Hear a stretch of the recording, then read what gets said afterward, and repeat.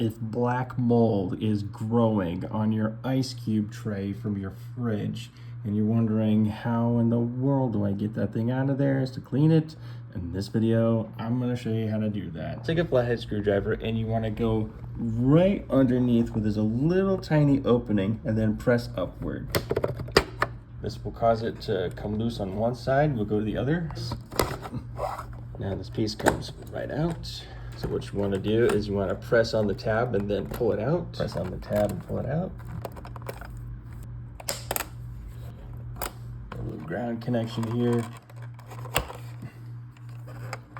Take this out, move it aside. Using a 1/4-inch socket, let's go ahead and remove the screws. You may have these little tabs right here where you have to pull them aside and then slide it out. There we go, the whole thing comes right out. That is so disgusting. Look, it's even on the back side too. So I removed the electrical component. That's actually a switch. All I did was bend the little tabs back and then it slipped right out. And now this is just one giant plastic tray of grossness. We're gonna put that right in bleach. And now we're letting that thing soak overnight. And now would you say that looks good? Oh, that looks good. It looks super clean. Now we'll go ahead and put this livid switch back in its place. It's gonna go right down in there and then slide over.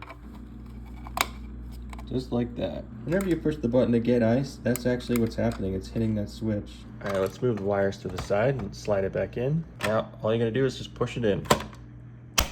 Once you hear the click, go ahead and put this back in there.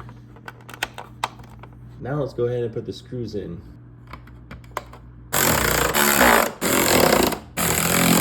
Put our ground connection back. And the ground connection's not all that tight. You use a gerber and just pinch it a little bit. There we go. That thing's on there nice and tight now. So now you're looking at the connections and you're wondering how do they go back together. They're actually shaped a specific way where they can only go in that spot. These are shaped for this one. See that? Clicks. These go here. And then the connection for the controller goes right there. So everything's nice and clean. The power is back on. We got to go ahead and put it back in. But you notice some of the wires are sticking out. We got to shove those in. And then we're just going to press in and clip it in. And when you push, you'll hear a click. Both sides are in. We're back to normal. Let's go ahead and unlock it. All right, now let's test it out for ice. Beautiful. Now let's test it for water. There we go. 1 cup to rule them all.